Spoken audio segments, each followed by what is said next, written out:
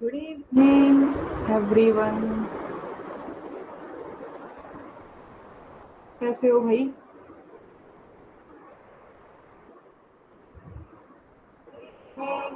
Everyone.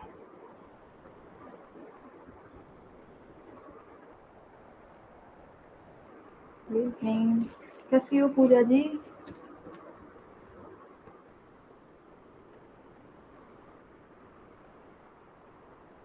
तबीयत वगैरह ठीक है क्योंकि गर्मी बहुत बढ़ गई है, गर्मियों का मौसम आ गया है। तो बचकर रहना, प्रॉपर वाटर इनटेक लेना जिससे कि तुम्हारी बॉडी में हाइड्रेशन बना रहे, डिहाइड्रेट ना हो बॉडी। फाइन हो यानी कि आज कुछ प्रॉब्लम है। क्या हुआ, कैसे परेशान हो?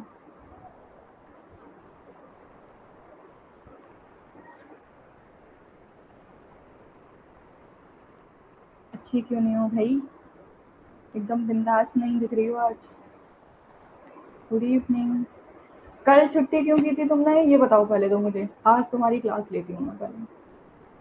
मैंने कहा था अगर कोई नहीं आया करे तो मुझे इन्फॉर्म कर दिया करो, और तुम लोग सुनते ही नहीं हो मेरी। ओके। देखो कोई प्रॉब्लम हुआ करे तो आप शेयर कर सकते हो, क्योंकि कल ही हम लोगों ने डिसाइड किया था ना, मैं टीचर के साथ साथ आप लोगों की फ्रेंड भी हूँ।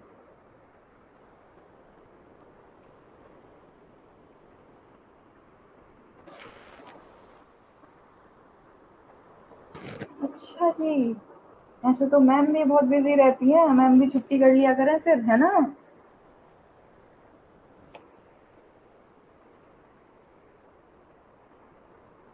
अगर ऐसा कुछ हुआ करे ना तो इन्फॉर्म कर दिया करो आप। ठीक है? किया था? ये बताओ किस ग्रुप में मैसेज करते हो तुम लोग? मुझे तो शो नहीं होता है यार। एक मिनट रुको, मैं चेक करती हूँ। चलो मैं बाद में चेक करूंगी। गुड इवनिंग बेटा, गुड इवनिंग। आज बड़े दिनों बाद दर्शन दिए अंजू जी ने।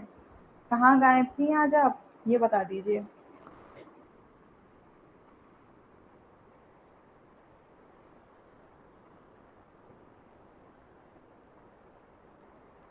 आपको पता है हम लोग, हमारी फर्स्ट यूनिट खत्म होने वाली है ना। I am so happy for that, क्योंकि धीरे धीरे हमारा कोर्स आगे बढ़ रहा है।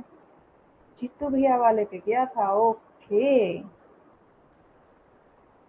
हाँ मैंने चेक नहीं किया। चलो हम बीच बीच में बात भी करते जाएंगे। बिल्कुल होगा, बिल्कुल होगा। ओ, अरे गुड। ये है ग्रेट लर्नर्स की कैपेसिटी। देखो पता है, देखो अब हम लोग क्या करेंगे। मैं ना आज तो ये मैं तुम्हारे लिए डिटेलिंग में लेकर आई हूँ, क्योंकि शायद से ये थोड़ा ना साइंटिफिक टर्म है जो आज हम पढ़ने वाले हैं। पहले देखो इतना पढ़ लो, ये मैं इसके बारे में बता दूं कि आप फिल द फॉर्म ऐप को इंस्टाग्राम पे डाउनलोड कर सकते हो, जहाँ पे आपको डेली अपडेट्स मिलेंगी रिगार्डिंग यूजीसी नेट। ओके। वहीं आपका पेपर वन आपको मिलेगा 6 महीने के लिए ओनली ऑन 1499। और पेपर टू 12 महीने के लिए सिर्फ और सिर्फ 2499 में, है ना? और पहला और दूसरा paper 46 month only on 2499, and for the both papers and for the full year only on 4499।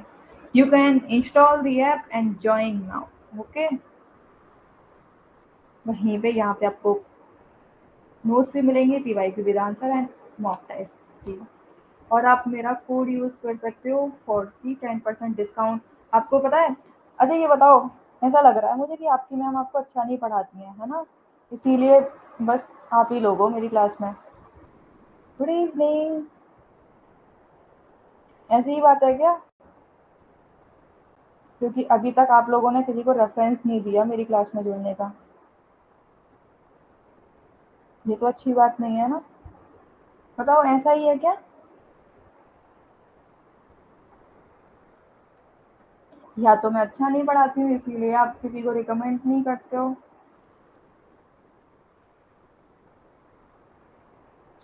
अच्छा तो फिर कैसे रिकमेंड नहीं करते हो भाई? मैम को भी खुशी होगी जब मेरे साथ में बहुत सारे बच्चे जुड़ेंगे।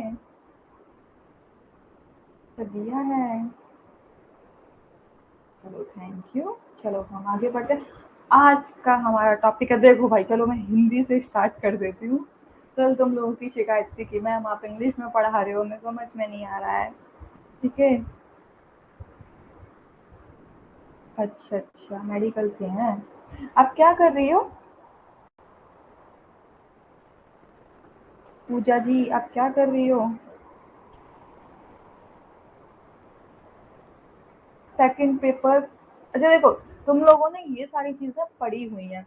आई एम राइट और रॉन्ग इतना बताओ। अभी भी यहाँ पे जितने भी हैं, आप लोग अवेलेबल हो, ये बताओ आप लोगों ने होम साइंस पढ़ा है या नहीं पढ़ा है? ग्रेजुएशन में या पोस्ट ग्रेजुएशन में, इतना बताओ। बिल्कुल पढ़ा है ना? तो बस दिक्कत क्या है देखो, अभी हम लोग क्या पढ़ेंगे।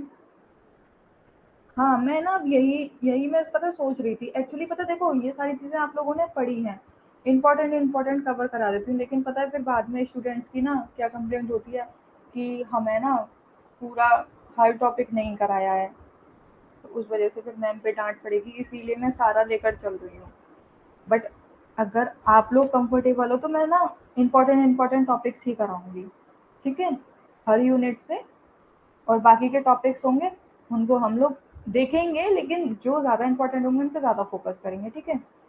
हाँ तो मैं क्या कर रही थी कि सेकंड पेपर क्लियर करने में ना देखो कुछ भी नहीं है, आप क्लियर कर सकते हो क्योंकि आपका बैकग्राउंड ही यही है। एंड बिलीव मी, मैं पहले आपको वो कट ऑफ बता देती हूँ। इस बार की कट ऑफ गई है, आपने अगर सपोज करो आपने फर्स्ट पेपर है ना आपका, अगर आपने सेकंड पेपर में कितना बताऊं, 200 नंबर का होता है आपका सेकंड पेपर। ठीक है, 200 नंबर में से अगर आपके 150 भी आ गए ना, बिलीव मी, आपका एग्जाम क्लियर हो जाएगा, आप क्रैक कर लोगे। हाँ बेटा यही पता है, क्योंकि कल रिजल्ट आउट हो चुका है और अब सब लोग एकदम जी तोड़ मेहनत में लगे हुए हैं, किसी के भी पास में टाइम नहीं है कि वो इतना सारा कवर करे, है ना, एक एक चीज डिटेल में पढ़े। तो यहाँ पे हम लोग इम्पोर्टेंट इम्पोर्टेंट चीज़ें पढ़ेंगे क्योंकि टाइम हमारे पास बिल्कुल नहीं है और हमारा अभी कोर्स बहुत सारा रह गया है ना। तो आज मैं कोशिश करूंगी कि आज ये वाला हम लोग पार्ट पूरा कंप्लीट कर दे रहे हैं, पूरे स्टैंडर्ड वाला। और कल हमारा सैटरडे है, सैटरडे में यानी कि आप ये मानकर चलो कि विद इन 3 to 4 डेज आपकी 1 यूनिट पूरी कंप्लीट हो जाएगी। हाँ फूड एडिक्टिव्स कराए हैं मैंने। देखो कल भी मैं यही बता रही थी कि फूड एडिक्टिव्स और फूड प्रिजर्वेशन अगर आपने ध्यान से पढ़ा है ना, कुछ कुछ टॉपिक्स तो हमारे इसमें ऐसे हैं कि अगर हमने एक टॉपिक क्लियर कर लिया ना तो उससे बाकी के यूनिट्स के भी काफी सारे कवर हो जाते हैं टॉपिक। हम लोगों ने जब फूड प्रिजर्वेशन पढ़ा था ना, तब फूड प्रिजर्वेशन हमने कितनी डिटेलिंग में पढ़ा है? यस और नो बताओ, डिटेलिंग में पढ़ा है कि नहीं पढ़ा है? तो जब हमने फूड प्रिजर्वेटिव्स पढ़ा है ना, तो वही हमारे फूड एडिक्टिव्स में भी हेल्प करेंगे बहुत। क्योंकि फूड एडिक्टिव्स हमारे एक तरीके से सब्सटेंस ही होते हैं जो हम फ्लेवर के लिए, कलर के लिए, इन सब के लिए यूज करते हैं। वहीं अगर प्रिजर्वेटिव्स की बात, यही जैसे मैं कल हम लोग बात कर रहे थे, सॉल्ट हमारा एडिक्टिव में भी आता है और हमारा प्रिजर्वेटिव में भी आता है। क्यों? क्योंकि ये हमारे माइक्रो न्यूट्रिएंट जो होती हैं उनकी ग्रोथ को रोकता है ना। और एडिक्टिव नमक है, ऑब्वियसली बात है भाई, टेस्ट को इंक्रीज करेगा। तो ये चीजें ना इंटर रिलेट करके पढ़ने की कोशिश करो। ये मैं अगर पता देखो आपको इतना मैटर मेरी इस स्लाइड पे शो हो रहा है ना, तो ये सिर्फ और सिर्फ इसीलिए ताकि आपके पास मैटर पहुंच सके। अदरवाइज मैं तो सिर्फ फूड स्टैंडर्ड डाल दूंगी और आपको पूरा समझा दूंगी, ये मैं कुछ भी नहीं लिखूंगी। मैं इतनी मेहनत करती हूँ सिर्फ और सिर्फ आपके नोट्स हों आपके पास में। समझ रहे हो आप मेरी बात? क्योंकि मुझे भी इन सब चीज़ों में टाइम लगता है, क्योंकि आप लोगों को प्रॉपर नोट्स प्रोवाइड कराना बहुत ज़रूरी है। आपके पास ये चीज़ें अवेलेबल रहेंगी ना, देखो बहुत सारी चीज़ें होती हैं कि नहीं सुन पाते हो, इसीलिए रिकॉर्डेड क्लास का ऑप्शन है आप लोगों के पास में। और कई बार होता है कि जब मैं पढ़ा रही होती हूँ तो आप सिर्फ सुन ही पाते हो, मुझे लिख नहीं पाते हो, तो आप इसमें से देख के आप लिख सकते हो। तो इसीलिए यहाँ पे ये मैटर प्रोवाइड कराया जाता है आपको। लेकिन अब हम लोग, आप लोग मेरा साथ दे रहे हो ना, तो पक्का अब हम लोग इम्पोर्टेंट टॉपिक कवर करेंगे, ठीक है? क्योंकि यस सीरियसली, हम लोगों ने देखो वो वाला फूड ग्रुप्स और फूड साइंस जब पढ़ी थी ना,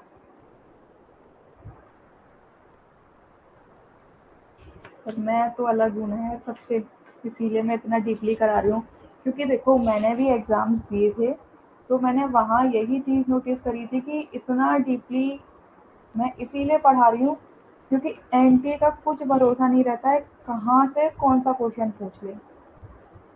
सच बोल रही हूँ, कभी भी कोई भरोसा नहीं रहता है। तुम्हें एक सिंपल सा क्वेश्चन दे देंगे वो, और उसके बाद तुम वो टर्म देख के समझोगे कि अरे ये तो हमने पढ़ा था, लेकिन एग्जैक्टली इसमें राइट आंसर क्या होगा ये नहीं आंसर कर पाते। क्यों? क्योंकि उसकी डीप नॉलेज नहीं लेते हम लोग। इसीलिए मैं हर एक चीज़, मैं चाहती हूँ कि आप लोगों को ना कोई भी डाउट ना रहे, ताकि आपका एग्जाम आए ना तो आप ब्लैंक ना रहो कि अरे ये चीज़ तो हमने पढ़ी ही नहीं है।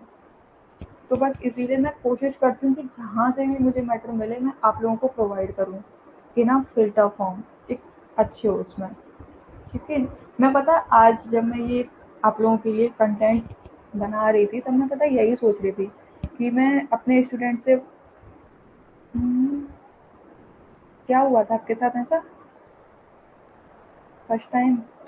पता है जब मैं ये बना रही थी कंटेंट, तो मैं यही सोच रही थी, मैंने कहा आज मैं बात करूंगी कि किस तरीके से मैं कंटेंट रखूं, क्योंकि मैं खुद भी सोच रही थी कि इतना डीपली शायद ही कोई करता होगा। हाँ, तो मैं क्या बता रही थी, सेकंड पेपर का बता रही थी। अगर आप लोगों ने 150 भी कवर कर लिए ना हमारे पेपर में, यानी कि होम साइंस के पेपर में, बिलीव में आपका एग्जाम क्रैक हो जाएगा। सच बता रही हूँ मैं। और रही बात होम साइंस की, होम साइंस देखो एक्चुअली पता है, अरे wow, it's a very great thing to me. पता है आज आप यकीन नहीं करोगे, लेकिन मैं इतना ज़्यादा डिमोटिवेट थी, मैंने सोचा था कि आप लोगों को मैं बोल दूं कि आज मैं आपकी क्लास नहीं ले पाऊंगी। लेकिन फिर मुझे ध्यान आया कि मेरी थोड़ी देर की थकान है, लेकिन आप लोगों की 1 घंटे की क्लास बहुत सारी नॉलेज मिस हो जाएगी। तो मैंने कहा थोड़ा मेहनत कर लो, थोड़ा खुद को स्ट्रॉन्ग करो, लेकिन आज पढ़ाओ। पता है ये टाइम जो होता है ना, 1 घंटे का टाइम इतना प्रीशियस होता है मेरे लिए, इतना ज़्यादा मैं कनेक्टेड रहती हूँ आप लोगों से, बता नहीं सकती हूँ कि कितनी खुशी मिलती है मुझे। देखो जब नेट क्लियर हो जाता है ना, तो आप डिफरेंट डिफरेंट कॉलेजेस में as a assistant professor apply कर सकते हो। प्लस आपको पीएचडी में भी रिलैक्सेशन मिलेगा। लेकिन वहीं अगर आपका जेआरएफ क्वालिफाई हो जाता है ना, तो आपको 35,000 स्कॉलरशिप मिलेगी। यानी कि आपकी पीएचडी का जो खर्चा होगा ना, यानी कि जो फीस जो लगती है आपकी, जी, आपकी जो फीस जो लगती है वो क्या है, उसकी स्कॉलरशिप आपको मिलती है पीएचडी के दौरान। क्योंकि पीएचडी की फीस अपने आप में बहुत ज़्यादा होती है ना? नेट क्लियर होने का, देखो अभी जैसे कि सपोज करो आपकी टीजीटी पीजीटी की वैकेंसीज निकलती हैं, तो उसमें क्या है, TET, C TET, S TET ये मांग लेते हैं, या बीएड मांग लेते हैं। इसी तरीके से आपके असिस्टेंट प्रोफेसर बनने के लिए, यानी कि कॉलेज में पढ़ाने के लिए, ओके फर्स्ट टाइम दोगी, मैं कोशिश करूंगी कि मैं जो आपको पढ़ा रही हूँ वहाँ से आपको ज़रूर हेल्प मिले। कि हाँ, मैं क्या बोल रही थी, हाँ, असिस्टेंट प्रोफेसर बनने के लिए आपका नेट होना कंपलसरी है। आप इसको ना एज अ बेनिफिशियल ले सकते हो। अगर आप कहीं वैकेंसी में जाओगे ना, वहाँ पे अगर कोई पीएचडी वाला स्टूडेंट होगा, और वहीं अगर आप नेट वाले होगे और प्लस में पीएचडी भी कर रहे हो, तो आपको पहले प्रेफरेंस दी जाएगी। ये बेनिफिट होता है नेट का। आप यकीन नहीं मानोगे, जब आप ये एग्ज़ाम क्वालिफाई कर लोगे ना, आपको जितनी खुशी होगी ना, मैं एक्सप्रेस नहीं कर सकती हूँ। इट इज़ जस्ट अबव, सारे आपके इमोशंस निकल कर बाहर आ जाएंगे, सच में। फॉर्म देखो, कल आपका रिजल्ट आउट हो चुका है, फॉर्म भी अब फिल होना स्टार्ट हो जाएंगे 1-2 दिन में, क्योंकि आई गेस 13 जून से हमारा एग्ज़ाम है, इसीलिए। ठीक है, चलो पढ़ लेते हैं खाद्य मानक क्या होते हैं। यानी कि जितने भी हम लोग भोजन पदार्थ लेते हैं ना, मार्केट से हम लोग लेकर आते हैं, उन पे आप लोगों ने देखा होगा कि सपोज करो ये मेरी फूड पैकेट है, ठीक है। मुझे ये बताओ जीतू भैया को फीडबैक किस किसने दिया है, क्योंकि मुझे तो लग नहीं रहा है कि मेरी क्लास को लेकर फीडबैक दिया है किसी ने भी। हाँ, देखो तेरह जून से ना एग्जाम स्टार्ट है, लेकिन हमारा कब पड़ेगा ये अभी क्लेरिफिकेशन नहीं है। ये तभी क्लेरिफिकेशन होगा जब डेट शीट वो लोग प्रोवाइड करेंगे, ठीक है। मैं किया था, मुझे बताया नहीं उन्होंने, इसीलिए मैंने पूछा आप लोगों से।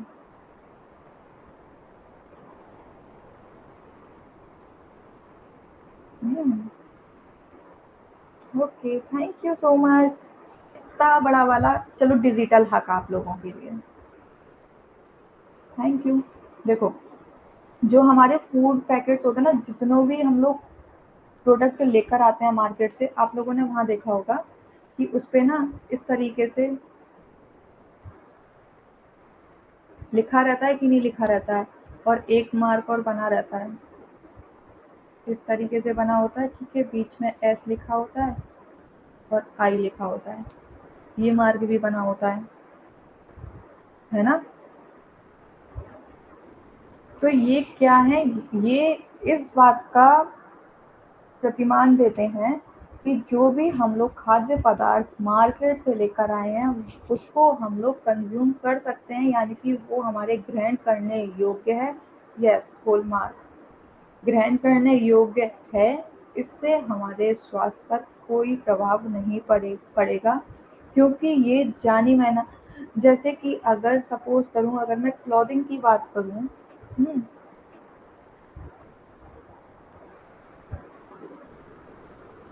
तो that's great, clapping for your appreciation, seriously. ये डेडिकेशन एंड आई बिलीव ये आपका कभी भी वेस्ट नहीं जाएगा, ये आपकी जो मेहनत है ना, सच में कभी वेस्ट नहीं जाएगी, सच बता रही हूँ। मतलब यार आप लोग कितने हार्ड वर्किंग हो, बस ऐसे ही मेहनत करते रहो, सच में। देखो, खाद्य मानक हम लोग पढ़ लेते हैं। खाद्य मानक कुछ ऐसा है जो विशेषज्ञों या किसी पदार्थ की मात्रा, वजन, सीमा, मूल्य और गुणवत्ता को मापने के लिए एक प्राधिकरण द्वारा स्थापित किया गया है। अगर हम लोग बात करें, हम लोग क्या फूड स्टैंडर्ड की बात कर रहे थे, एक बार पूजा कुमारी जी के लिए, इवन आप सबके लिए एक बार जोरदार क्लैपिंग तो बनती है भाई, क्योंकि आप लोग बहुत ज़्यादा हार्ड वर्किंग हो। और मुझे इससे ज़्यादा खुशी तब होगी जब आप लोग ये न्यूज़ लेकर आओगे कि हमारा नेट क्लियर हो गया है, सच बोल रही हूँ। पता है वो मोमेंट, उस मोमेंट में पता है आप कुछ कहोगे नहीं, लेकिन आपकी आंखें, आपके इमोशंस बहुत कुछ कहेंगे, ठीक है। देखो, खाद्य मानक क्या होते हैं, ये किसी विशेष, अब खाद्य मानकों को ना कोई भी, ना तो मैं बना सकती हूँ ना ही आप बना सकते हो ये, बिल्कुल डेफिनेटली। ये कौन बनाता है, ये विशेषज्ञ बनाते हैं जिनको इनके बारे में पूरी पूरी जानकारी होती है, ठीक है। अगर मैं बात करूं, मैं अभी तुम लोगों को बोल दूं कि जाओ जाकर आप एक रेसिपी बनाओ जो मुझे ओबेसिटी लोगों के लिए बनानी है, जिनको ओबेसिटी, जो पीपल हैं उनका मुझे वेट कम करना है, उनके लिए रेसिपी बनाओ या फिर डाइट प्लान बनाओ, ठीक है। हाँ, प्रॉमिस। तो आप लोग क्या करोगे, आपको अगर नॉलेज ही नहीं है, आपको यही नहीं पता ओबेसिटी वाले लोगों को ज़्यादा कैलोरीज हमें नहीं देनी चाहिए, तो आप, जब आपको इतनी बेसिक सी इन्फॉर्मेशन नहीं होगी तो आप क्या कुछ भी खाना उनको दे दोगे, उससे क्या उनका वजन और ज़्यादा बढ़ जाएगा। फिर वो लोग आपके पास आएंगे, अरे आपने कैसा हमारा डाइट प्लान बना के दे दिया है, हमारा तो वजन और बढ़ रहा है कम होने की बजाय, है ना। तो वही सेम थिंग है खाद्य मानकों की। खाद्य मानक हमारी मदद करते हैं किसमें, कि हमें पदार्थ की, जो भी हम लोग प्रोडक्ट बना रहे हैं, फूड बना रहे हैं, उसकी हमें मात्रा कितनी रखनी है, उसका वजन कितना रखना है, और उसको किन किन आधारों को ध्यान में रखते हुए उसको बनाना है, उसका मूल्य हमें क्या रखना है, गुणवत्ता कैसी रखनी है। आप लोग अगर देखोगे, मैं यहाँ अगर नाम लूँ, नमकीन की कंपनी के नाम लेती हूँ जो अभी मुझे याद आ रहे हैं, एक हल्दीराम की कंपनी है, ठीक है, और एक सपोज करो कोई अदर कंपनी है, ठीक है। तो यहाँ पे क्या है, ये दोनों ही नमकीन बनाती हैं, ठीक है। अब हल्दीराम की कंपनी जो है उसका टेस्ट भी बहुत अच्छा है, प्राइस भी उसकी बहुत सही है, क्वालिटी भी उसकी बहुत सही है, वेट भी वो अच्छा देती है। तो मैं हल्दीराम को प्रेफर करूंगी। वहीं अगर मैं दूसरी कंपनी देखूँ, कोई और कंपनी है।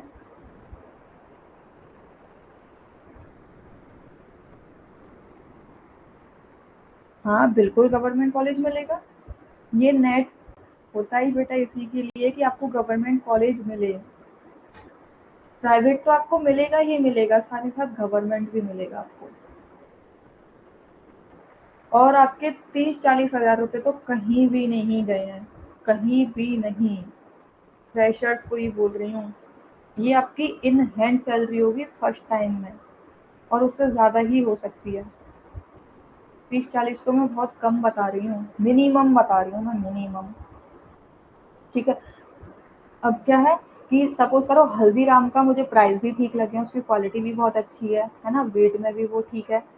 तो क्या है, इसने सारे रूल्स फॉलो किए हैं किसके द्वारा, जो हमारे खाद्य मानक है।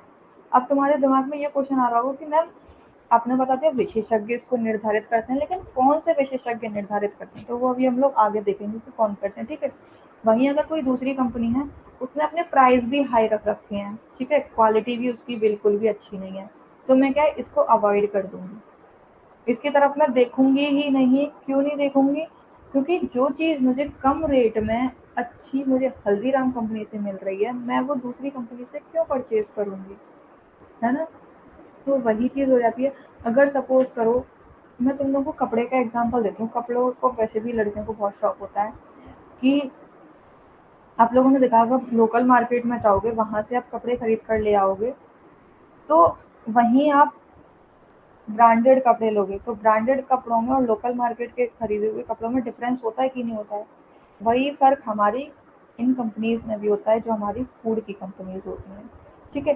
खाद्य उत्पादन और सेवा के हर पहलू में गुणवत्ता को एकीकृत करने के लिए प्रभावी खाद्य मानकों और नियंत्रण प्रणालियों की आवश्यकता होती है। यानी कि अगर हम किसी भी प्रकार का कोई भी प्रोडक्ट बना रहे हैं, फूड प्रोडक्ट, तो उसकी क्वालिटी का हमें विशेषकर ध्यान रखना चाहिए। क्यों रखना चाहिए? क्योंकि एक तो ये इस बात का प्रमाण देते हैं कि हमारे जो फूड स्टैंडर्ड हैं, यानी कि जो खाद्य मानक हैं, उनके तहत ये भोजन बनाया गया है, और साथ ही साथ नियंत्रित जो प्रणाली होती हैं वो भी लागू की गई हैं, यानी कि प्रयोग में लाई गई हैं। ठीक है। क्यों ये ज़रूरी है, ऐसा क्यों करना ज़रूरी है? ताकि सेफ्टी, स्वच्छता बनी रहे, है ना, हाइजीन, पौष्टिकता बनी रहे भोजन में। ठीक है। ये सारी चीज़ें देखने के लिए हम फूड स्टैंडर्ड का सहारा लेते हैं, और साथ ही साथ क्या है, ये जो खाद्य मानक होते हैं ना, इन्हीं के द्वारा हमारे राष्ट्रों के भीतर, या फिर जो हमारे छोटी मोटी कंपनीज होती हैं, इन्हीं के द्वारा व्यापार भी होता है। खाद्य मानकों के आधार पर ही आप लोगों ने देखा होगा, लोकल डुप्लीकेट चीज़ें भी मार्केट में अवेलेबल हैं, है ना, लेकिन वहीं पर अगर होल मार्क होगा ना, तो लोग उसको खरीदेंगे। यानी कि जो शॉपकीपर भी होगा, वो भी इन कंपनी की चीज़ों को ही खरीदेगा, बेशक उसको थोड़ी महंगी मिल रही होंगी ये कंपैरिजन टू डुप्लीकेट प्रोडक्ट। ठीक है। लेकिन वो डुप्लीकेट चीज़ों को नहीं खरीदेगा। क्यों? क्योंकि उससे जो उससे ग्राहक हैं, उनकी सेहत पर प्रभाव पड़ रहा है। ठीक है। क्योंकि ऑब्वियसली बात है, अगर हल्दीराम कंपनी ने अपने ऊपर होल मार्क वगैरह इन सब का यूज किया होगा, तो भाई पूरी दुनिया में इसका ये माल बिकेगा, है ना। नकली नहीं कहलाया जाएगा, एक सेफ कहलाया जाएगा। आज पता है, आज आप लोग इतने सारे, मैं बहुत खुश हूँ। एक बात बताओ, उस दिन नबीता थी या कौन थी, मुझे नाम याद नहीं है, वो 1-2 दिन क्लास रिकॉर्ड की, अब फिर से गायब है। पता है, आज आप सब लोग अवेलेबल हो, मैं बड़ी खुशी हो रही है, क्योंकि यार फर्स्ट डे से ही ना आप लोगों के साथ ही मैंने क्लास ली है। ये अगर मैं बात करूँ कि फूड क्या करते हैं, भोजन दूषित या, देखो अभी जो मैं बात कर रही थी, भोजन क्या है, मिलावट हो सकती है उसमें।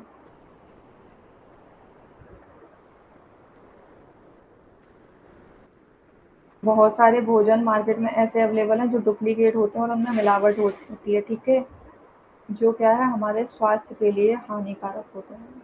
आप लोगों ने देखा होगा कि अगर आप नकली चीज़ें ग्रहण करते हो, डुप्लीकेट चीज़ें ग्रहण करते हो, तो उससे आपके पेट में कैसे एसिडिटी बनने लग जाती है। आपको या फिर फूड पॉइजनिंग होने लग जाती है। ये सारी समस्या आपकी देखने को मिल जाती हैं। आवश्यक वांछनीय विशेषताओं की न्यूनतम सीमाएं और अवांछनीय घटकों की अधिकतम सीमाएं निर्धारित करना आवश्यक है। यानी कि जो हमारी खाद्य मानकों की जो मिनिमम जो सीमाएं होती है ना, उनको प्रयोग करना बहुत ज़्यादा इसीलिए ज़रूरी होता है, ताकि हमारा जो ग्राहक है उसके स्वास्थ्य पर किसी भी प्रकार का कोई प्रभाव ना पड़े। क्योंकि ऑब्वियसली बात है, हम जब खाना ग्रहण करते हैं उसी से ही तो हमारी सेहत निर्भर करती है ना, कि ये अच्छी रहेगी या बुरी रहेगी। तो अब वो कौन-कौन से कारण होते हैं, जो खाद्य मानक हैं उनको किन-किन आधारों पे हम कैसे कह सकते हैं कि ये आपके भोजन में खाद्य मानक होने ही चाहिए। तो वो ये कुछ आगे हैं। देश में उत्पादित भोजन की गुणवत्ता को बनाए रखना, यानी कि सबसे पहली चीज़, जो भी भोजन हमारे देश में अवेलेबल है उसकी क्वालिटी A1 होनी चाहिए। क्वालिटी के साथ में कोई भी खिलवाड़ नहीं होना चाहिए। विक्रेताओं और उपभोक्ताओं के शोषण को रोकना चाहिए। अब आप कहोगे कि मैम शोषण को कैसे रोकना चाहिए? तो शोषण बेटा वो होता है जहाँ पर हम मिलावट कर देते हैं। तो ऑब्वियसली बात है, कस्टमर के साथ में हम लोग खिलवाड़ ही तो कर रहे हैं ना, उसका शोषण ही तो कर रहे हैं। हम बेच रहे हैं, जैसे आजकल नकली नोट नहीं चल जाते, आप लोग बिल्कुल नहीं पहचान पाते नकली नोटों को। उसी तरीके से कंपनी का ही फूड मैंने यहाँ डुप्लीकेट बना दिया, बस माइनर सा कुछ डिफरेंस होता है, और मैं ये असली बेचने की जगह मैं ये नकली माल बेच रही हूँ आप लोगों को उसी रेट में। वही सारी चीज़ें, वही पैकेट है, वही पैकेजिंग है, वही रेट है, वही वेट है, सब कुछ है, लेकिन क्या है, ये नकली है। इस पे मार्क नहीं होगा, मार्क होगा वो तो नकली होगा। ठीक है, तो उससे क्या, मैं आप लोगों का शोषण ही तो कर रही हूँ एक तरीके से, आपको नकली चीज़ दे रही हूँ और आपसे पैसे ज़्यादा ले रही हूँ। तो ये होता है शोषण करना। ठीक है, उपभोक्ताओं के स्वास्थ्य की रक्षा करना, यानी कि जो खाद्य मानक है उसमें ये भी कहा, एक तो ये कहा गया है कि जो हमारे भोजन की गुणवत्ता है उसको बनाए रखना है। दूसरा ये कहा गया है कि विक्रेताओं को उपभोक्ताओं का शोषण नहीं करना है। मिल जाती है, बस जितना मेरा पेट भर जाए उतनी सैलरी तो मिल ही जाती है मुझे। उपभोक्ताओं के स्वास्थ्य की रक्षा करना, है ना, कि उनके स्वास्थ्य से कोई खिलवाड़ ना हो, ऐसे मानक बनाए जाते हैं। खाद्य उत्पादों की गुणवत्ता के लिए मानदंड स्थापित करना, यानी कि हमारी जो फूड की गुणवत्ता क्या रहेगी उसके लिए भी अलग से रूल्स बनाना। ठीक है, अगर मैं बात करूं, कुछ मुख्य मानक हैं जिनको अलग अलग कैटेगरी में कैटेगराइज किया गया, जैसे लीगल स्टैंडर्ड, यानी कि कानूनी मानक। ये क्या होते हैं? ये संघ या फिर केंद्रीय, राज्य, नगर पालिका, इनके द्वारा स्थापित किए जाते हैं ये मानक। ठीक है, तभी तो ये कानूनी मानक है, क्योंकि कानून कौन बनाता है? ऑब्वियसली वाला हमारी सरकार कानून बनाती है। सरकार किसके अंदर आती है? केंद्र, राज्य, नगर पालिका, इनकी अलग अलग सरकार होती है। तो वो क्या, हमारे खाद्य मानकों को बनाती है। और ये जो हमारे जो लीगल स्टैंडर्ड होते हैं ना, ये ज़रूरी होते हैं।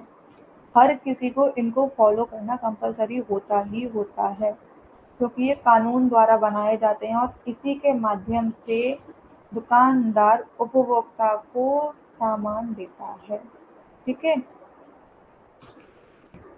और इसमें क्या है, इस बात का भी ध्यान रखा जाता है कि किसी भी प्रकार की मिलावट ना की जाए। अगर ऐसा होगा तो आप लोगों को सजा होगी। सब लोगों ने, कौन सी वो पिक्चर है एक दिन का जिसमें सीएम बनता है नायक, है ना, कैसे वो एक ही दिन में सब लोगों की छुट्टी कर दी थी दुकानदारों की। कोई वजन वेट को गलत तोलता था, कोई पैसे हाई रखता था, कोई बिल नहीं देता था। तो वो क्या है, लीगल स्टैंडर्ड के अंदर आता था तुम्हारा। उसी के बेस पे उसने दुकानदारों के लाइसेंस रद्द कर दिए। जो एक दिन के सीएम बने थे हमारे अनिल जी, है ना। तो ये उसी को लेकर है, यानी कि सरकार ने जो नियम बनाए हैं खाद्य मानक को लेके, उनको फॉलो करना जरूरी है। अगर फॉलो नहीं किया जाएगा तो उसके लिए आपको दंड दिया जाएगा। ठीक है, दूसरा होता है हमारा कंपनी और वॉलंटरी स्टैंडर्ड। ये हमारा मेन है एग्जाम के पॉइंट ऑफ व्यू से। ठीक है,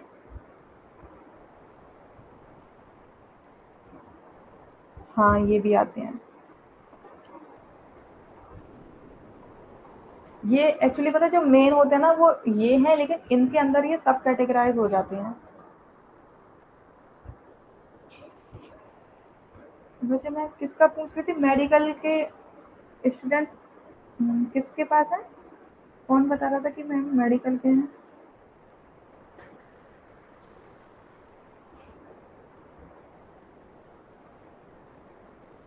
देखो वॉलेंट्री स्टैंडर्ड कौन से होते हैं, ये अलग अलग फूड इंडस्ट्रीज होती हैं, ठीक है, विभिन्न खंडों द्वारा स्थापित किया जाता है इनको। ये मानक आमतौर पर उपभोक्ता छवि का प्रतिनिधित्व करते हैं, यानी कि ये जो मानक होते हैं ना वो एक तरीके से ये दिखाते हैं, कोई दिखावा नहीं होता है इनमें, जैसी क्वालिटी बोली गई है ओके। आप क्या कर रहे हो? जैसी क्वालिटी बोली गई है वही क्वालिटी आपको प्रोवाइड भी की जाती है प्रोडक्ट की, ठीक है। ये होते हैं हमारे वॉलेंटियर स्टैंडर्ड। ये क्या है, प्राइवेट जितनी भी कंपनीज होती हैं, सुपरमार्केट होते हैं। सुपरमार्केट क्या होता है बताओ जल्दी, कौन बताएगा? सुपरमार्केट क्या होते हैं भाई, बताओ।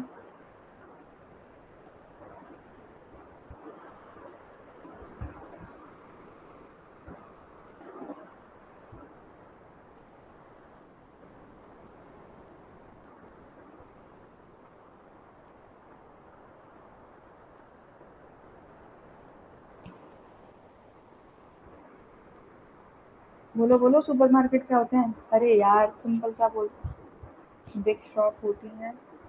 और सुपरमार्केट यानी कि जहाँ पे आपके सारे फूड अवेलेबल होते हैं, ठीक है, बिग शॉप होती हैं, हाँ। एक तरीके से आप देखो बिग बाजार वगैरह ये सारी जो हाँ हाँ, वो हमारा यानी कि एक ही जगह पर विभिन्न विभिन्न खाद्य पदार्थ अवेलेबल होते हैं, यानी कि बड़ी मात्रा में, बड़ी संख्या में फूड आइटम्स अवेलेबल होते हैं। या फिर पर्टिकुलर अगर सपोज करो मैंने फूड की शॉप खोली है, तो वहाँ पे जितनी भी शॉप्स होंगी वो सारी फूड की होंगी, वो हमारा सुपरमार्केट कहलाता है, ठीक है। इंडस्ट्री स्टैंडर्ड देखो कुछ, अब ये क्या है, वॉलंटरी थे, जो किसके लिए, सुपरमार्केट वगैरह इन सब के लिए बनाए गए थे, ये प्राइवेट होते हैं, ठीक है, ये स्टैंडर्ड। और ये क्या है, इंडस्ट्री स्टैंडर्ड। अब भाई ये जितना भी खाना वगैरह जो भी बनता है उसकी प्रोसेसिंग होती है तभी तो आप लोगों के पास में पहुंचती है ना। तो वहाँ पे जो इंडस्ट्री है, फूड इंडस्ट्री है, वहाँ पे किन किन चीज़ों का ध्यान रखना चाहिए वो हमारे इसके अंदर आते हैं, ठीक है। ये ऑर्गेनाइजेशनल ग्रुप होता है, यानी कि ये कौन सा ग्रुप होता है, संगठनात्मक समूह होता है, ठीक है। ये इसमें किसी भी प्रकार के कोई कानूनी मानक शामिल, इंडस्ट्री में अगर जैसे सपोज कर दूं, मैं अभी जो एग्जांपल दे रही थी कि कोई कंपनी है, ठीक है, उसकी अपने आप में उसने 3-4 ब्रांच उसने खोल ली हैं, तो उसकी क्या वो इंडस्ट्री हो गई ना? हो गई कि नहीं हो गई बताओ, एम आई राइट और रॉन्ग? इंडस्ट्री क्या होती है, जो बहुत बड़े स्केल पे काम करती है और उससे छोटी छोटी शॉप जो है वो आपस में जुड़ी रहती हैं, वो इंडस्ट्री कहलाती है ना। तो उसके अब उसका कोई भाई हेड होगा, तो ये हेड बनाता है कि मेरी कंपनी के रूल्स एंड रेगुलेशंस क्या रहेंगे, ठीक है।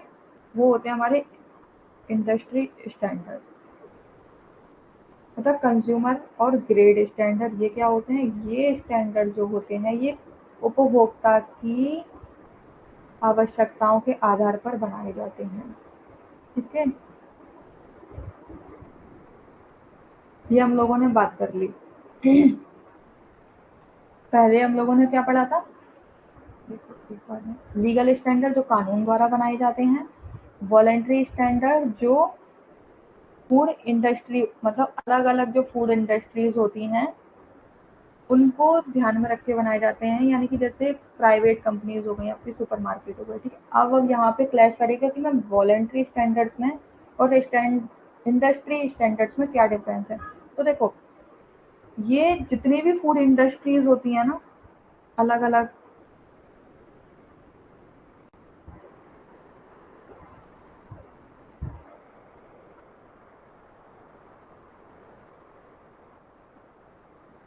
Very good, clapping. वैसे आपको पता है आपकी मैम भी गोल्ड मेडलिस्ट है।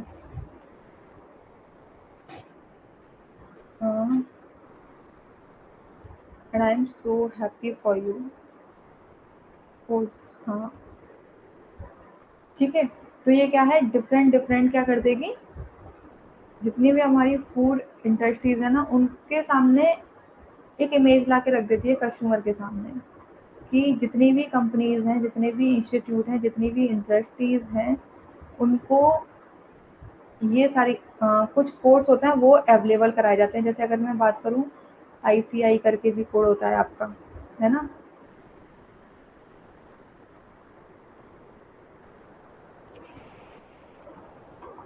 और इंडस्ट्री कोड यानी कि पर्टिकुलर खुद की एक कंपनी है। सपोज करो अगर मैं अपनी एक कंपनी खोल लूँ आकांक्षा नाम से, तो वहां पे दादागिरी जो भी है वो किसका, मेरी ही चलेगी। मेरे ही रूल्स एंड रेगुलेशन चलेंगे, मेरे अंडर जितने भी लोग काम करेंगे वो मेरी ही बात सुनेंगे, है ना। वॉलंटियर में क्या हो जाएगा कि मैंने एक अपनी कंपनी खोली, दूसरे ने अपनी एक कंपनी खोली, तीसरे ने एक कंपनी खोली, है ना। तो वहां पे क्या, इन सबको जो रेगुलेट करने के लिए जो बनाया जाएगा वो हमारी वॉलंटरी कहलाती है, ठीक है। कंज्यूमर ग्रेड्स क्या होती हैं कि ये जनरली कंज्यूमर यानी कि उपभोक्ता की आवश्यकताओं को ध्यान में रख के बनाए जाते हैं। Thank you, thank you, thank you. अब कुछ मानक हमारे ऐसे होते हैं जिनको सबको, चाहे वो इंडस्ट्री वाले हों, चाहे वो लीगल हो, कोई भी हो, उनको फॉलो करना ज़रूरी होता ही होता है, ठीक है। हाँ, आईएसओ। ये एक्चुअली पता है मैंने आपकी इस स्लाइड में क्यों नहीं डाला है, क्योंकि ये इतना एग्जाम में पूछा नहीं जाता। अगर जैसे पूछा जाएगा ना, तो क्या पूछा जाएगा, जैसे ये जो भी मैं बता रही हूँ ना कि prevention of food adulteration act ये कब पारित हुआ, ये किससे रिलेटेड है, ऐसे क्वेश्चंस बहुत पूछे जाते हैं एग्जाम में, बहुत ज़्यादा। या आपकी ये शॉर्ट फॉर्म दे दी जाएगी आप लोगों को, देखो ऐसे टेबल दे दी जाएगी, पीएफए दे दिया जाएगा, ठीक है। यहाँ लिख दिया जाएगा स्टैंडर्ड, ठीक है। और यहाँ लिख दी जाएगी हम्म, कर लो रिलेटेड फील्ड, ठीक है। अब सपोज करो मैंने पीएफए लिख दिया और यहाँ लिख दिया कि ये खाद्य मिलावट से संबंधित है, तो क्या है, ये राइट आंसर हो जाएगा। ये एज अ मैचिंग के रूप में दे दिया जाता है, तो इसीलिए मैंने ये चीज़ लेकर आई हूँ यहाँ पे। देखो क्या होता है, prevention of food adulteration act, जिसको हम लोग शॉर्ट में क्या है पीएफए भी बोलते हैं। ये कब पारित हुआ था, 1955 में पारित हुआ था, जिसमें ये कहा गया था कि चाहे जितने भी दुकानदार हैं, जितने भी इंडस्ट्रियल हैं, उन सबको इस बात का ध्यान रखना ही रखना है, अगर उनके फूड में किसी भी प्रकार की कोई मिलावट पाई गई तो उनका लाइसेंस रद्द कर दिया जाएगा, ठीक है। ये 1955 में पारित हुआ था। आप टेबल बना लेना है, ये एक साइड में तो लिख लेना सारे स्टैंडर्ड्स के नाम, और एक साइड लिख लेना सन। तो आपको कई बार इनके सीक्वेंस भी आ जाते हैं कि पहला कौन सा मानक था वो पारित हुआ था, ठीक है। एक होते हैं आपके एसेंशियल कम्युनिकेशन एक्ट 1954, हिंदी में ही पढ़ाती हूँ ये आपको। अनिवार्य मानक यानी कि एक खाद्य अपमिश्रण निवारक अधिनियम यानी कि पीएफए 1995 में पारित हुआ था। आवश्यक वस्तु अधिनियम 1954 में पारित हुआ था, जिसके अंदर और भी कैटेगरीज आती हैं। क्या क्या आती हैं, जिसमें हम लिखते हैं खाद्य प्रसंस्करण उद्योग मंत्रालय द्वारा विनियम फल उत्पाद आदेश यानी कि जिसको शॉर्ट फॉर्म में बोलते हैं एफपीओ। इंग्लिश में देखो ये क्या है, फूड प्रोडक्ट ऑर्डर रेगुलेट किया गया था। ये किसके द्वारा दिया गया, ministry of food processing industries के द्वारा। पीडीएफ में है ये जो मैं पढ़ा रही हूँ। हाँ इंग्लिश में, इसीलिए मैंने इंग्लिश खोल दी। ये जो मैं पढ़ा रही हूँ ना, ये मैं आपको प्रोवाइड करती हूँ। अच्छा ये बताओ, जो आपको कंटेंट मिल रहा है उसमें कुछ कमी है, कुछ समझ नहीं आ रहा है क्या उसमें, ये बताओ पहले। वो ठीक है या फिर आपको कोई दिक्कत हो रही है, इतना बताओ। देखो ये एसेंशियल कम्युनिटीज एक्ट 1954 के अंदर आया है। कौन सा आया है, फ्रूट प्रोडक्ट ऑर्डर, ठीक है। ओके, कंफ्यूज मत होना कि ये अलग से है, अलग से नहीं है, ये एसेंशियल कम्युनिटीज के अंतर्गत ही है। ओके, मीट प्रोडक्ट ऑर्डर जिसको 1973 में पारित किया गया था, किसके द्वारा? मार्केटिंग एंड इंस्पेक्शन के द्वारा। इसमें क्या किया जाता है कि मार्केट का इंस्पेक्शन किया जाता है कि वहाँ पे जो मछलियाँ वगैरह या मीट वगैरह जो भी यूज़ हो रही है वो किस क्वालिटी की यूज़ हो रही है। ठीक है। Milk and milk product order भी दिया गया था 1992 में, जिसमें क्या देखा जाता है कि कितनी सेलिंग हो रही है, कितना लोग उसको खरीद रहे हैं और ये इनका डिस्ट्रीब्यूशन कितना है। डिस्ट्रीब्यूशन में अगर आपको बोलूं, सपोज करो मैंने बना लिए 500 packet milk and milk product के। ठीक है, हिंदी में भी है, राखी जी हिंदी में भी है। ठीक है, अब सपोज करो मेरे इतने हैं और मैंने इनको 500 की मेरी क्या है प्रोडक्ट है मेरे, मुझे इतने डिस्ट्रीब्यूट करने हैं, लेकिन डिस्ट्रीब्यूट हुए मेरे 300। और परचेज किए गए, यानी कि मैंने 300 डिस्ट्रीब्यूट किए, जिसमें से सपोज करो कई बार देखो कम ज़्यादा हो जाता है, जिसमें से 250 लोगों ने परचेज कर लिया, मेरे पास क्या 50 बच गए, है ना। तो ये क्या मुझे यहाँ लॉस हो गया। वहीं अगर मैं बात करूँ, कई बार ऐसा होता है कि 300 मैंने दुकानदार को दिए, लेकिन वहाँ उसके पास ये और ख़त्म हो गए, उसने मुझसे कहा कि और भी पीसेस चाहिए, तो मैंने उसको 100 पीसेस और भिजवा दिए। तो ये मेरा distribution of milk and milk product हो गया। एक तरीके से और समझ सकते हैं, सपोज मेरे पास ये 500 हैं, है ना, तो मैंने इनका डिस्ट्रीब्यूशन किसी कुछ प्रोडक्ट मैंने ए कंपनी को दे दिए, कुछ मैंने बी कंपनी को दे दिए, कुछ मैंने सी कंपनी को दे दिए। तो ये मैंने कहाँ कहाँ पे कितने कितने प्रोडक्ट को डिवाइड कर दिया, वो मेरा डिस्ट्रीब्यूशन कहलाता है। ठीक है, समझ गए डिस्ट्रीब्यूशन क्या होता है। सेल यानी कि कितना मेरा माल बिका है ना, और परचेज कितना लोगों ने खरीदा है, और डिस्ट्रीब्यूशन मेरा जो माल है मैंने किन किन कंपनियों को दिया है। ठीक है, ये होता है हमारा। अब solvent extract oil floor control order vegetable product order, ये 1976 में पारित किया गया था, जिसमें हम लोग देखते हैं कि जो हमारे वेजिटेबल प्रोडक्ट हैं और जो हम लोग ऑयल वगैरह यूज़ करते हैं वो प्रॉपर अच्छी क्वालिटी का यूज़ कर रहे हैं या नहीं कर रहे हैं।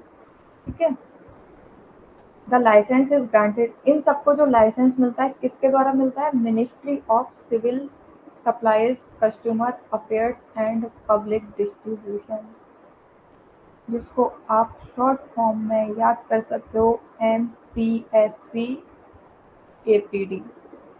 बहुत लंबा नाम हो जाएगा ये। इसके अंदर क्या आता है कि ये मार्केट प्राइस को कंट्रोल करता है, किसके? वनस्पति के, यानी जैसे डालडा वगैरह ये सारी चीज़ें होती हैं आपके ऑयल प्रोडक्ट।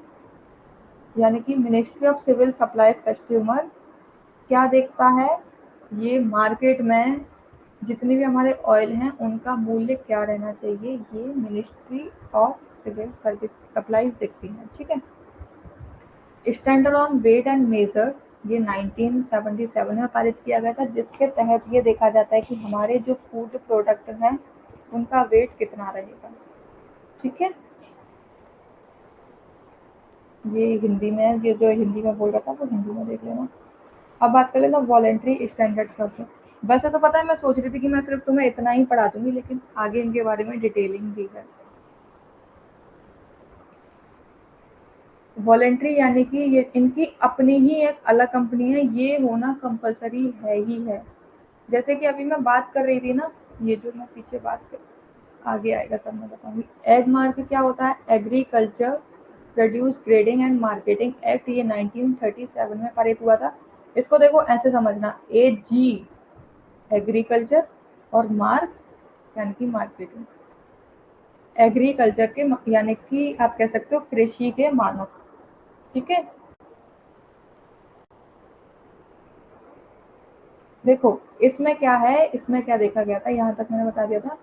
मास ये जो है ना हमारा आवश्यक वस्तु अधिनियम 1954 में ये पारित किया गया था, जिसके तहत खाद्य प्रसंस्करण उद्योग मंत्रालय ने विनियम फल उत्पाद आदेश जारी किया था। साथ ही साथ मांस उत्पाद आदेश जारी किया था 1973 में। ठीक है, और उसके अलावा दूध और दूध उत्पादन आदेश भी पारित किया था 1992 में, जिसमें ये देखा गया कि दूध की बिक्री कितनी हो रही है, कितना लोग उसे खरीद रहे हैं और कितना मैं इसे वितरित कर रहा हूँ दूसरे लोगों को। सीरियसली आप 24 आवर्स जॉब में रहती हो? ऐसी क्या जॉब कर रही हो? किस चीज़ की जॉब कर रही हो? और जॉब में रहते हुए भी आप पढ़ाई कर रहे हो? आप कहीं बाहर रहते हो या फैमिली के साथ रहते हो? ठीक है। जो हमारे तेल, और ये जो मैं बता रही थी ना खाद्य, जो भी हमारे तेल वगैरह होते हैं ना, इसका ये वनस्पति उत्पादन आदेश लागू किया गया था 1976 में, जिसके तहत ये लागू किया गया था कि हमें कौन सी क्वालिटी का तेल यूज करना है। ओके। वहीं पे अगर मैं बात करूं कि इन सबको लाइसेंस कौन देता है, तो लाइसेंस इनको देता है उपभोक्ता सार्वजनिक वितरण मंत्रालय द्वारा। इन सबको लाइसेंस दिया जाता है, जिससे कि हमारे जितने भी ऑयल प्रोडक्ट हैं उनका मार्केट में क्या मूल्य रहेगा ये निर्धारित किया जाता है। ठीक है। साथ ही साथ एक और आपका स्टैंडर्ड होता है किसके अंदर, खाद्य प्रसंस्करण उद्योग के अंतर्गत ही आता है, सॉरी, आवश्यक वस्तु अधिनियम के तहत ही आता है, जिसमें ये देखा जाता है कि हमारे जितने भी भोजन पदार्थ हैं उनका वजन कितना रहेगा। ठीक है।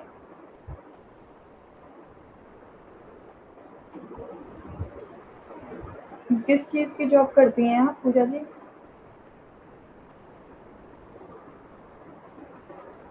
फैमिली के साथ रहती हो फिर भी आप 24 आवर जॉब कर रही हो?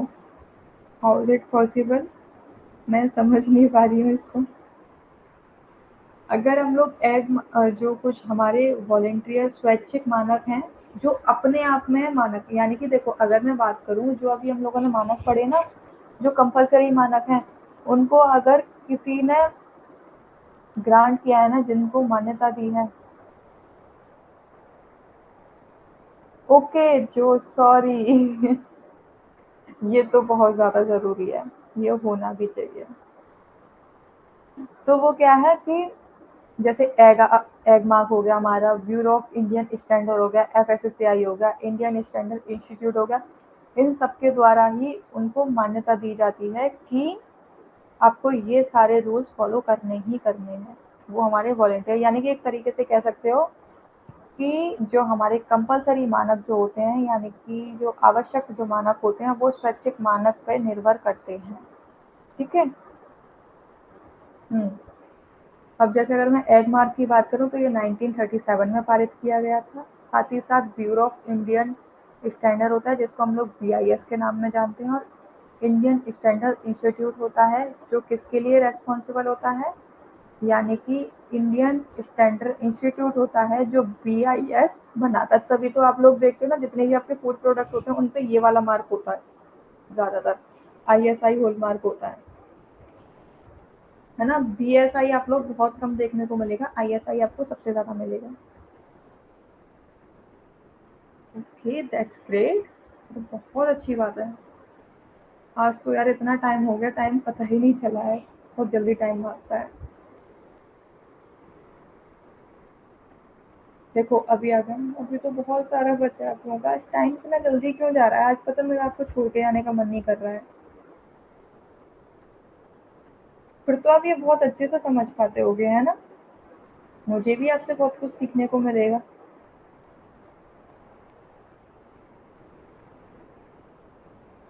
देखो food safety and standard act ये 2006 में पारित किया गया था। किसके द्वारा? इंडिया के द्वारा, है ना। Standards for articles of food and regulate their, यानी कि जितने भी हमारे भोज्य पदार्थ हैं उनके मानकों को निर्धारित करते हैं, उनके मानकों को चलाते हैं। क्या? एफएसएसएआई। उनको कैसे बनाना है, उनका रख रखाव किस तरीके से करना है, उनका डिस्ट्रीब्यूशन किस तरीके से करना है, सेलिंग किस तरीके से करनी है, इवन माल इंपोर्ट कैसे करना है, यानी कि माल लेना कैसे है दूसरी कंपनियों से, उसको सेफ किस तरीके से रखना है, जो मानव के कंजम्पशन के लिए स्वास्थ्य हो, ये सब कौन डिसाइड करता है? एफएसएसएआई। जो 2006 में पारित किया गया था। बिल्कुल, बहुत जानकारी मिलती है क्योंकि कम्युनिटी हेल्थ तो है ही उसी से रिलेटेड, क्योंकि वहाँ पे फूड की ही सारी इन्फॉर्मेशन दी जाती है। तभी तो मैंने कहा मुझे भी आपसे बहुत कुछ सीखने को मिलेगा। कल भी देखो मैं यही चीज़ कह रही थी कि बहुत सारी चीज़ आप मेरे द्वारा सीखोगे और कुछ चीज़ें ऐसी होती हैं जो मुझे आपसे सीखने को मिलेंगी। है ना? देखो, मैं हिंदी में बता रही थी, मानव उपयोग के लिए सुरक्षित और संपूर्ण भोजन की उपलब्धता सुनिश्चित करने के लिए ये एफएसएसएआई ही जिम्मेदार होता है कि उसका निर्माण, हमारे भोजन पदार्थ का निर्माण कैसे करना है, उसका रखरखाव कैसे करना है, उसका वितरण कैसे करना है, बिक्री कैसे करनी है और उस माल को लेना कैसे है, ये सब हमारा एफएसएसएआई रेगुलेट करता है। ठीक है? एफएसएसएआई अपने आप में एक बहुत बड़ी बॉडी है, यानी कि रेगुलेशन है। ठीक है? Yes, food safety and standard, ये बाद में नाम चेंज हो गया था, देखो अभी आएगा, ये आ गया ना यहाँ पे। मैंने कहीं आगे भी नाम लिखा है, इसकी पूरी फुल फॉर्म लिखी है, अभी मैं दिखाऊंगी। Educate representing of government, industry organisation, consumer, farmers, technical expert, retailer, जितने भी होते हैं देखो यहाँ ना, सरकार, उद्योग संगठनों, उपभोक्ताओं, किसानों, तकनीकी विशेषज्ञों, खुदरा विक्रेताओं आदियों का ये प्रतिनिधित्व करती है एफएसएसएआई। ये दो दो बार लिख गया तुम्हारा।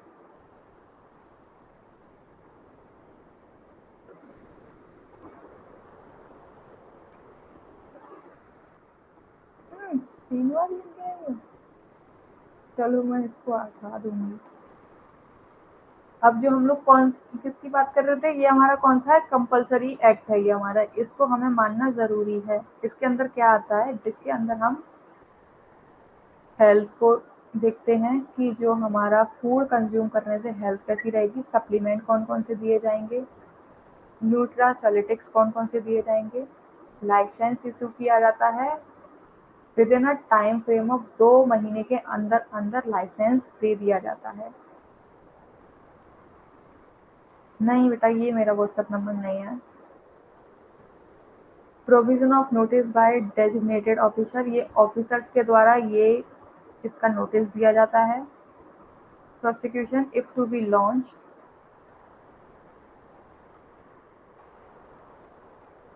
Should be with in 1 year. Hindi में पढ़ा देती हूँ आपको। देखो, हेल्थ फूड सप्लीमेंट्स न्यूट्रिशनिस्ट को कवर करता है। अधिनियम में प्रावधान क्या है, अगर हम बात करें एफएसएसएआई क्या क्या काम करता है हमारा, तो हेल्थ फूड्स को प्रमोट करता है, सप्लीमेंट्स को देता है, इन सबको देता है। साथ ही साथ 2 महीने के अंदर अंदर लाइसेंस भी जारी करता है दुकानदारों के लिए। ठीक है?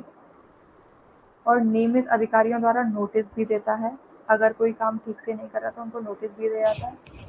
अभियोजन यदि शुरू किया जाना है 1 वर्ष की समय सीमा के भीतर होना चाहिए। अगर आप लोगों को कोई काम भी करना है तो 1 वर्ष के अंदर अंदर आपको उसकी पूरी इंफॉर्मेशन देनी होती है। ये परीक्षण भी करता है समय समय पर। अगर किसी को कोई बीमारी है, जैसे कभी कभी हो जाता है ना कि आप आपातकालीन क्या है स्थिति आ जाती है, तो उसमें क्या है, ये उनके मामलों की भी पुष्टि करता है, यानी कि उनकी भी देख रेख करता है कि अगर किसी तक कोई खाना नहीं भी पहुंच पा रहा है तो एफएसएसएआई एक ऐसा थोड़ा सा डिपार्टमेंट रखता है जहां से ऐसे लोगों की मदद की जा सके। ठीक है? राज्य सरकार द्वारा सूचना देने वाले उल्लंघनकर्ताओं के बारे में सूचित करना, यानी कि जो राज्य सरकार द्वारा इसमें भी मदद करता है, यानी कि एक सरकार की हेल्प करता है कि कौन कौन मिलावट कर रहा है, इसकी सूचना राज्य सरकार को दी जाती है। ठीक है? अगर मैं बात करूं एडल्ट्रेशन क्या होता है, मिलावट क्या होती है, जो फूड भी बनाया जा रहा है वो उपभोक्ता के लिए सेफ नहीं है, गलत ब्रांड का यूज किया जा रहा है। ठीक है? मिस ब्रांड क्या होती है, यानी कि डुप्लीकेट आइटम जो बनाया जाता है, गलत आइटम जो बनाया जाता है। ठीक है? पैकेजिंग उसकी सेम रखी जाती है लेकिन वो होती नहीं है। और क्या है, वही जो मैं आगे चीज़ें आपको बता रही थी वही सारी इसमें लिखी हुई हैं, यानी कि फ्लेवर चेंज कर देता है, कलर, केमिकल प्रिजर्वेटिव्स यूज करते हैं, जो क्या है, मानकों द्वारा मान्यता प्राप्त नहीं होते हैं। ठीक है, अब बात कर लें the standard of weights and measures act 1976। अभी हम लोगों ने पीछे पढ़ा था ना, क्या पढ़ा था कि जहाँ पे भोजन पदार्थ का वजन कितना होना चाहिए ये निर्धारित किया जाता है। ये एक्ट कब बना था? 1976 में बना था, जिसके अंदर चलो जिसके अंदर क्या है, वजन को देखा जाता है, उपभोक्ताओं के खाद्य वितरण को देखा जाता है मंत्रालय द्वारा। बेबी वेनिंग फूड, बिस्किट, ब्रेड, मक्खन, कॉफी, चाय, वनस्पति तेल, दूध पाउडर, गेहूं, चावल का आटा, इन सभी चीजों को food standard of weight and measure के तहत देखा जाता है कि इनका वेट कितना रहेगा। वेनिंग फूड कौन से होते हैं, कोई बताएगा मुझे? वेनिंग फूड कौन से होते हैं, बताओ? वेनिंग फूड वो होते हैं जहाँ पे बच्चा ब्रेस्ट मिल्क के बाद में अदर फूड कंज्यूम करने लग जाता है ना, अदर लिक्विड कंज्यूम करने लग जाता है, वो हमारे वेनिंग फूड कहलाते हैं। ठीक है, अगर मैं बात करूं कि इसके गुण क्या क्या है, लक्षण क्या क्या है, तो ये क्या है, general conference of weights and measures CGPM के द्वारा एडॉप्ट की गई है, जिसको as a international organisation of legal morphology के रूप में जाना जाता है। ठीक है, एसेंशियल कम्युनिटीज यानी कि ये हमारे कुछ आवश्यक वस्तु अधिनियम 1955 है, जिसके तहत भारत सरकार ने आवश्यक वस्तु अधिनियम पारित किया गया था, जिसमें काला बाजारी यानी कि जो मिलावट है ना, मिलावट है उसकी रोकथाम को देखा जाता है।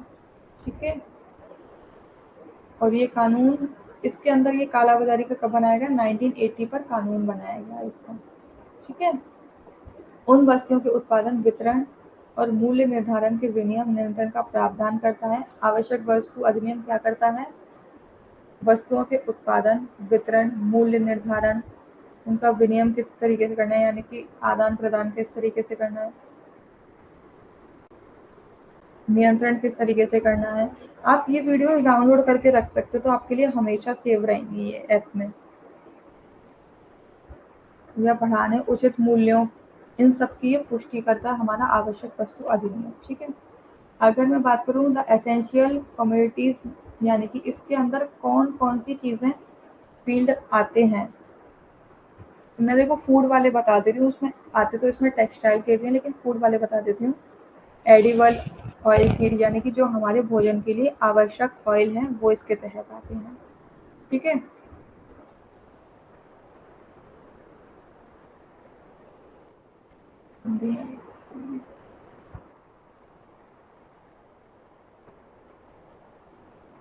Milk and milk product order बनाया गया था 1992 में, जिसमें क्या है, ये किसके, मिनिस्ट्री ऑफ एग्रीकल्चर के द्वारा इसको चलाया जाता है, जिसमें एनिमल और डेयरी प्रोडक्ट या फिशेज के प्रोडक्ट को देखा जाता है। ठीक है,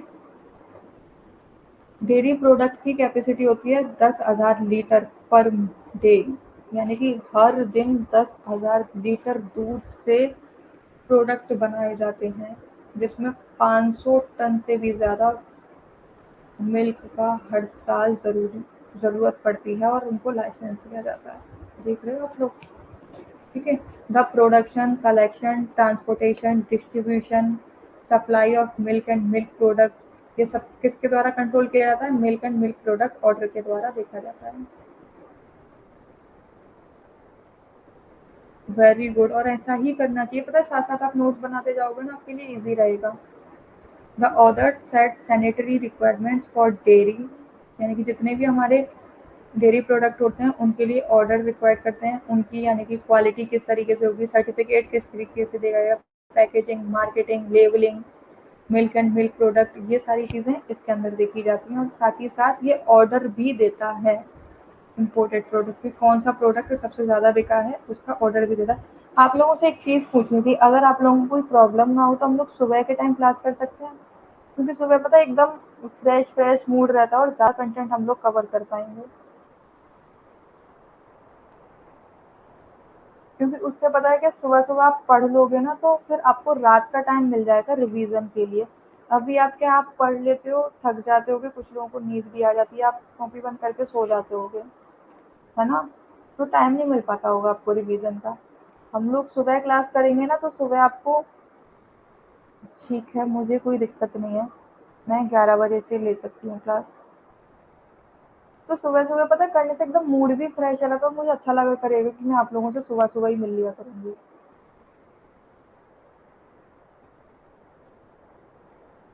अब देखो ये डिसाइड, मैं देखो मुझे 8 बजे भी मैं पढ़ा सकती हूँ, 11 बजे भी पढ़ा सकती हूँ, मुझे कोई दिक्कत नहीं है। पर 8 बजे मुझे लग रहा है कि कुछ लोग नहीं पढ़ पाएंगे। 11 बजे क्लास होती है। किसकी क्लास होती है? तो यूट्यूब वाली तो आप कभी भी देख सकते हो। वो यूट्यूब पर डेली थोड़ा होती है 11 बजे।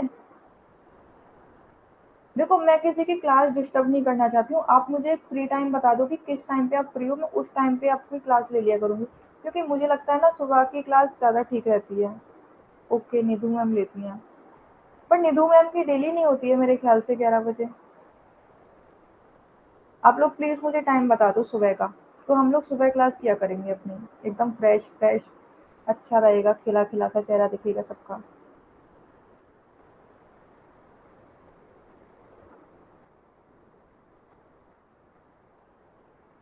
चलो ये मैं कल पढ़ाऊंगी, आज आपका टाइम हो गया है, ठीक है?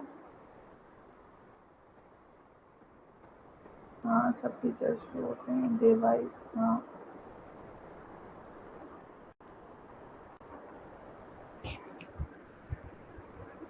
9 से 10, ठीक है, डन। सुबह के टाइम, अच्छा हम लोग ये इवनिंग का टाइम अपना,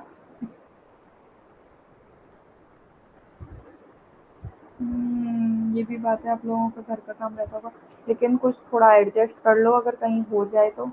मैं समझ सकती हूँ, किसी किसी का कॉलेज भी होता होगा, किसी किसी की क्लासेस भी होती होंगी। पता है, इससे पता है आपका भी शेड्यूल बन जाएगा। पता है क्या होता है, देखो मैं यहाँ बताऊँ कि आपको अगर ये हो ना कि मेरी क्लासेस स्टार्ट हो रही है, तो आप उतनी ही आपकी कैपेसिटीज भी बढ़ जाती है। ओके, हाउस वाइफ हो, ओके ओके। ओके पूजा जी, समझ सकती हूँ, फिर तो कितना काम रहता होगा। अगर आप लोगों को प्रॉब्लम ना हो किसी को, तो हम 11 से 12 अपनी क्लास कर सकते हैं, या फिर अगर 11 से 12 नहीं हो रही होगी तो हम 2 से 3 कर लेते हैं अपनी क्लास। मैं नाइट में मैं नाइट में मना कर रही हूँ, आप नाइट में बोल रहे हो। 2 से 3 रख लें आफ्टरनून में, बताओ जल्दी।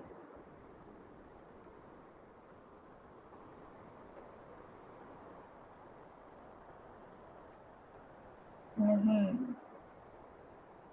तो फिर किस टाइम?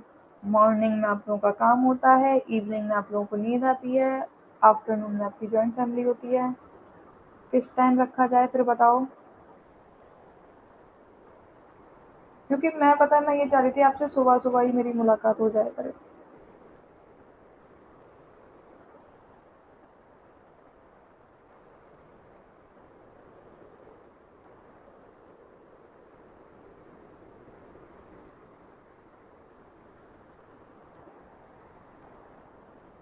हाँ यही तो बात है ना कि इस टाइम तक थक जाते। 2 बजे पक्का? सब एग्री हो 2 बजे के लिए, बताओ जल्दी।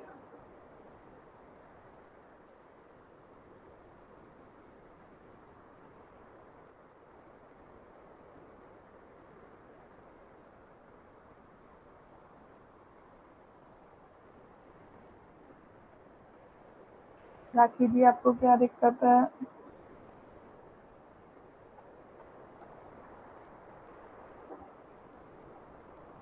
डेली टेस्टिंग होती है क्या आपकी?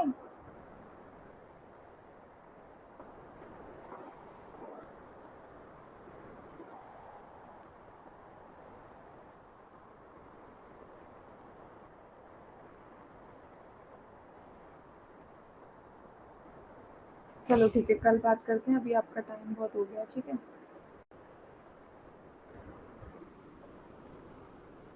ओके, चलो बाय बाय, टेक केयर।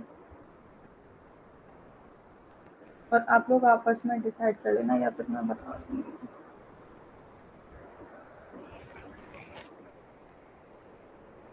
चलो आप लोग खाना वगैरह खाओ, बहुत टाइम हो गया। Okay, good night.